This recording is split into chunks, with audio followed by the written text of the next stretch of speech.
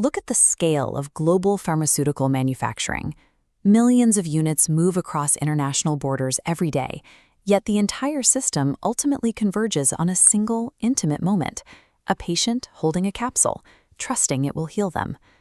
A narrow legal and operational checkpoint connects these two worlds. Every batch of medicine must be officially certified and released before it can reach the public.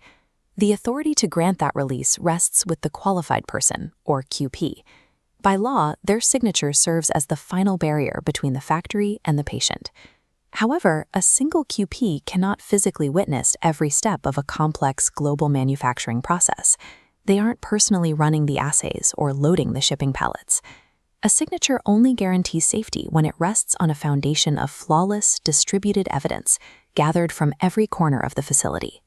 Batch release functions as a continuous chain of decisions, starting long before a signature hits a page. Every time QA reviews a deviation, manufacturing logs a parameter, and regulatory affairs updates a filing, they forge an essential link in that chain. A flawed piece of evidence anywhere in this network leads to severe consequences, like supply chain collapse, costly, massive product recalls, or direct harm to patients. The professionals in these supporting roles act as the true guardians of the evidence. They ensure the QP makes decisions based on cold, hard facts rather than assumptions.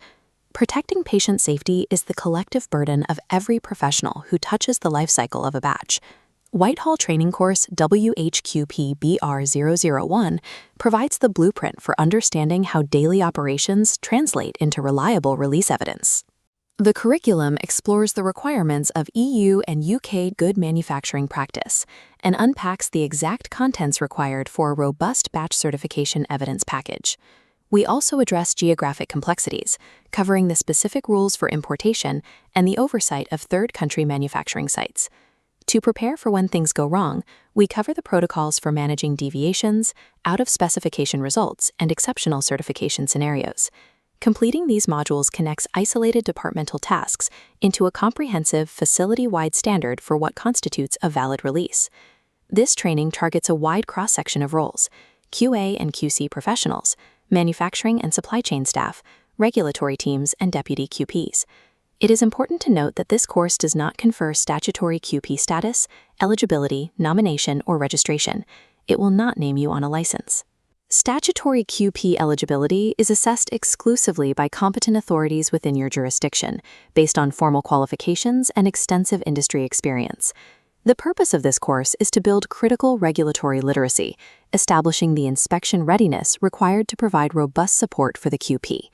This curriculum provides the exact knowledge required to ensure that final release signature is always legally defensible and based on sound judgment.